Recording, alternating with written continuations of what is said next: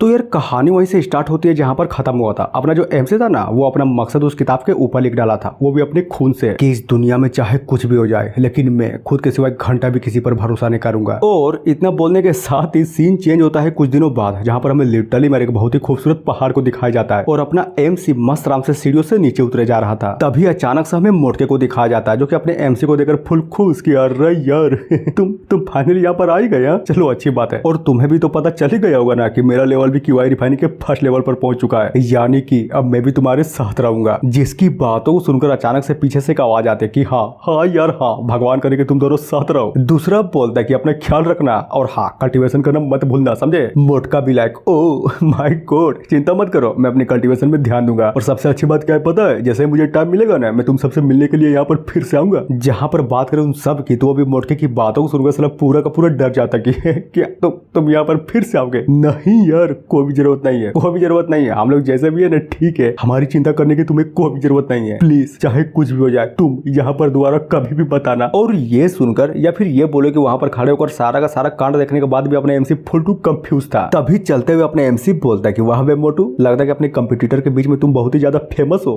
Good, वो भी। अरे नहीं यार, मैं उतना भी फेमस नहीं हूँ जितना तुम हो, लेकिन हाँ उन लोगों की चिंता तुम बिल्कुल भी मत करो, वो लोग बहुत ही ज्यादा डरपोक है, साला रात को सोते हुए अजीबोगरीब सपने देखते रहते हैं। और सबसे जरूरी बात क्या है पता है, वो लोग इतना डर चुके हैं कि अपने रहन सहन के लिए एक पर्सनल रूम खोजे जा रहे हैं। मेन कैरेक्टर भी मन ही मन सोचता है कि ओ तो ये बात है, लगता है कि शायद इस मोटू को बिल्कुल भी नहीं पता कि ये सारा का सारा कांड इसी के चक्कर में तो हो रहा है। अब आते हैं थोड़ी देर बाद, जहाँ पर ये मोटका फाइनली अपना एक ट्रेजर ढूंढ निकाला था और खुश था कि ब्रदर मेंग देख रहे हो, मैंने अपना ट्रेजर फाइनली ढूंढ निकाला। मेन कैरेक्टर बोलता है कि क्या ये ट्रेजर को ज्यादा झाड़ का नहीं है क्या? हाँ बात तो तुमने बिल्कुल सही बोली है कि तलवार साला बहुत ही ज्यादा छोटा है, लेकिन मैंने इसको इसलिए चुना ताकि मैं रगड़ रगड़ कर इसकी हेल्प से अपने दांतों को साफ कर सको, समझे। सही बात। वैसे भी टैलेंट के नाम पर तुम्हारे पास एकमात्र तुम्हारा दांत ही तो है। तभी अपना एमसी बोलता है कि वैसे तुम एक बात बताओ, कहीं तुम मेरे साथ तो नहीं रहने वाले हो ना?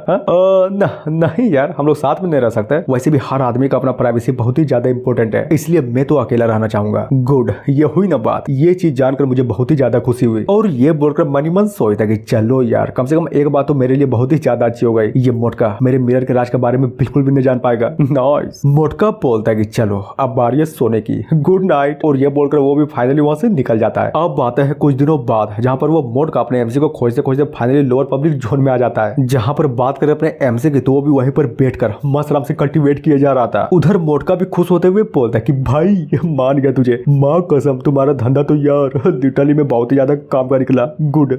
देखा, मैंने बोला था ना कि मेरा धंधा बहुत ही ज्यादा काम का है। लेकिन हाँ एक बात याद रखना, बिल को बेचना तो जरूर, लेकिन अपनी लाइफ को रिस्क पे रखकर नहीं, समझे, क्योंकि धंधे से पहले जान आती है। और इसी तरह से टाइम बीता जाता है, जहाँ पर अपने एमसी को फिर से कल्टीवेट करता हुआ दिखाया जाता है। धीरे धीरे टाइम बीती और मौसम चेंज होता है और इसी तरह से कर आखिरकार एक फाइनली विंटर का मौसम भी आ जाता है, जहाँ पर अपना एमसी अभी तक कल्टीवेशन ही किया जा रहा था। तभी मोटके की आवाज आती है, जो कि एक बंदे को धर कर लाया था कि भाई देख रहे हो, ये देखो मैंने किसको लाया। मेन कैरेक्टर आंख खोलता है और सामने उस बंदे को बहुत ही गौर से देखे जा रहा था, जहाँ पर वो बंदा भी अपने एमसी के सामने ग्रीट करते हुए बोलता है कि सीनियर ब्रदर, आपसे मिलकर मुझे बहुत ही ज्यादा खुशी हुई। जिसकी बातों को सुनकर इनफैक्ट ये बोले उस बंदे का शकल देखकर अपना एमसी भी मन ही मन सोचता कि एक मिनट, अरे यार ये बंदा तो वही है ना जो उस टाइम पहाड़ के नीचे इस मोटके के साथ फंसा हुआ था। हाँ ये बंदा तो वही है। तभी बोलता है कि एक बात बताओ, तुम तो वही हो ना, और पहले ये बताओ तुम्हारे साथ वाला वो दूसरा लड़का कहाँ गया, दिखाई नहीं दे रहा? वो ना मर गया, अब जिंदा नहीं है वो। जिसकी बातों को सुनकर मोटका सहित अपना मेन कैरेक्टर भी पूरे के पूरे तरीके से हिल जाता है। वो बताता है कि बात दरअसल ये थी कि हमें सेक्ट वालों ने पानी लाने का काम दिया था और मैं तो ठहरा कमजोर, इसलिए यूकाई ने मुझे देखा कि मुझसे तो ये काम हो ही नहीं रहा, इसलिए उसने पानी का अधिकतर हिस्सा खुद ले जाने में मेरी हेल्प की। लेकिन यहीं पर सबसे बड़ी गलती हो गई। जैसे हम लोग पहाड़ के ऊपर से गुजर रहे थे ना, तब हवा का एक बहुत ही बड़ा और बहुत ही तगड़ा झोंका आया और वो झोंका इतना पावरफुल था कि यूकाई को उड़ाकर डायरेक्ट पहाड़ों के नीचे ले गया। जबकि मैंने 2 महीनों तक लगातार उसको ढूंढने की कोशिश भी की थी, लेकिन मिला क्या? हड्डियों का कुछ ढांचा। शायद ये भी हो सकता है कि उसके मरे हुए शरीर को ऑलरेडी किसी जानवर ने खा लिया हो। उधर मोटका तो इसकी बातों को सुनकर फुटू रोने ही लगता है कि भाई चिंता मत करो यार, चिंता मत करो, हम दोनों है ना तुम्हारे साथ है, और चिंता बिल्कुल भी मत करना, जब तक ये ब्रदर मेंग है ना तब तक कोई भी बंदा तुम्हें बुली करने के बारे में बिल्कुल भी नहीं सोचेगा, समझे। बंदा भी ग्रीट करते हुए बोलता है कि नहीं यार, मैं अपने आप में ही ठीक हूँ। वैसे तुम दोनों का थैंक यू मेरे बारे में इतना सोचने के लिए, लेकिन अगर सच कहूँ ना तो मुझे तुम्हारी हेल्प की कोई भी जरूरत नहीं है। और ये बोलकर वो बंदा वहां से निकल जाता है। मोटका भी लाइक, अरे यार आखिर क्या दिक्कत इस बंदे को,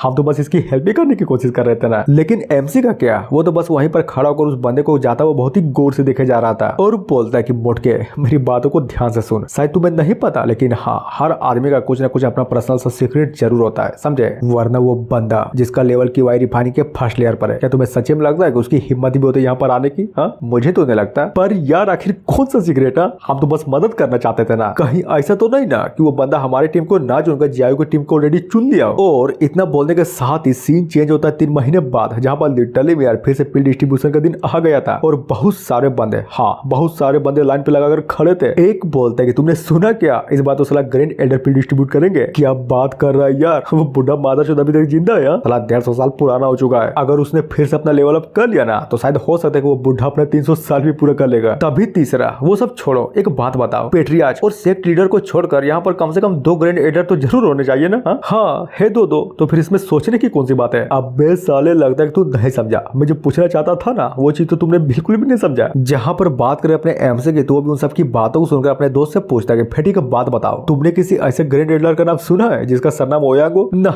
बिल्कुल भी नहीं, इसके बारे में तो मैं खुद ही पहली बार सुन रहा हूँ, वो भी तुमसे। मोटका पूछता कि एक बात बताओ, लगभग 3 महीने तो हो ही गए ना, तो फिर तुम्हारा कल्टीवेशन कैसा चल रहा है, कुछ प्रोग्रेस मिली या फिर नहीं? ना यार कहाँ, प्रोग्रेस के नाम पर तो मुझे वैसे भी घंटा भी कुछ नहीं मिला है, तुम्हें पता भी है, और वैसे भी मैं अपने लेवल के बॉर्डर लाइन पर बहुत दिनों से अटका पड़ा हूँ। मोटका भी लाइक समझ गया, शायद ऐसा इसलिए हो सकता है क्योंकि तुम बहुत पहले अपनी कल्टीवेशन में बहुत ही तेजी से आगे बढ़ रहे थे। सुनो एक काम करो, क्यों ना तुम दूसरे बंदे को जान से मार कर देखते हो, शायद हो सके कि उसके इम्पैक्ट के कारण तुम्हारा भी ब्रेक थ्रू हो जाए। तो बोलो क्या बोलते हो?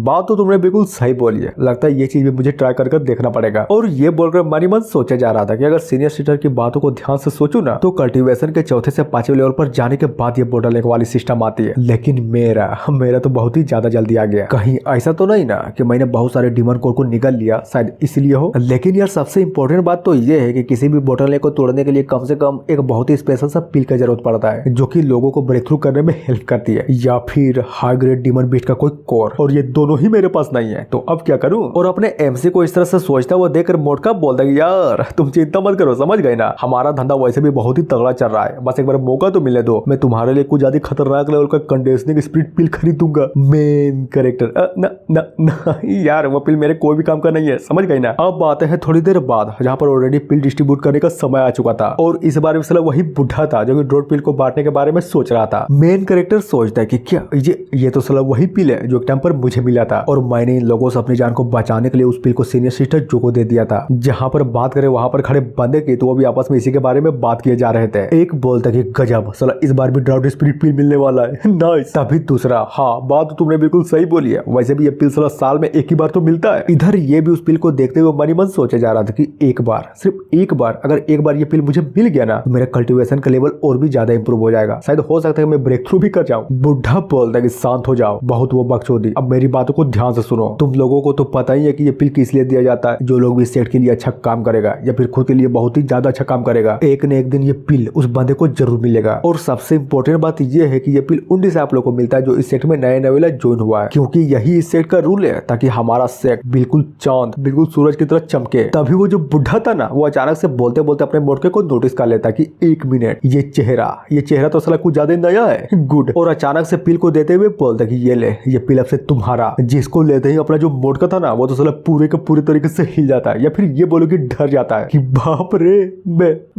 मैं क्यों? अरे यार मैं ही क्यों भाई, अब मैं क्या करूं? हाँ साला कुछ कर, अगर ये पिल ज्यादा देर तक मेरे हाथों में रहा ना तो यहाँ पर खड़े सारे के सारे बंदे मुझे मार डालेंगे। तभी हमें एक बंदे को दिखाया जाता है जो कि वहां पर खड़े एक बंदे को ढकेलते हुए आगे की ओर बढ़े जा रहा था, और इसी चीज को देखकर वहां पर खड़ा दूसरा बंदा भी बिल्कुल यही करता है। और ये चीज देखकर ये सारा का सारा कांड देखने के बाद अपना एमसी उस मोटके से उसका पिल ले लेता है और उसको धरते हुए बोलता है कि सुन, अभी के लिए पिल मेरे पास रहेगा, फिलहाल के लिए तू जाकर मेरे केव में मेरा वेट कर, समझा। जिसको इस तरह से करता हुआ देखकर वहां पर खड़े बंदे बोलते कि अरे यार ये कमीना तो महंगा हुआ है। हाँ तो क्या हुआ, कौन सा फर्क पड़ता है, वैसे भी इस बंदे का लेवल साला क्यूआई रिफाइनिंग के 4th लेयर पर है, नहीं भाग पाएगा, चिंता मत करो, हम है ना धर लेंगे। तभी बात करें अपने एमसे की, तो वो भी मोटके को जितना कहना था ना उसको ऑलरेडी कह देता है और उसको वहीं पर पटाकर ऑन द स्पॉट वहां से भाग जाता है। मोटका भी लाइक अरे यार मेरा पिल उस कमीने ने चुरा लिया। और ये चीज यही चीज सुनकर वहां पर जितने भी बंदे थे ना, वो सारे के सारे बंदे अपने एमसी के पीछे भागने लगता है कि रुक साले, रुक जा, वो वो पिल मुझे दे दे।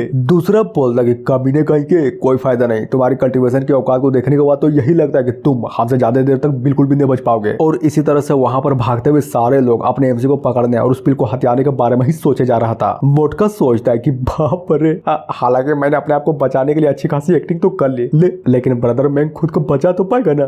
फिर क्या, इतना बोलने के साथ ही हाँ बिल्कुल ये एपिसोड यहीं पर खत्म होता है। तो मिलते हैं नेक्स्ट वीडियो में जो कि अगले हफ्ते आएगी। So thank you.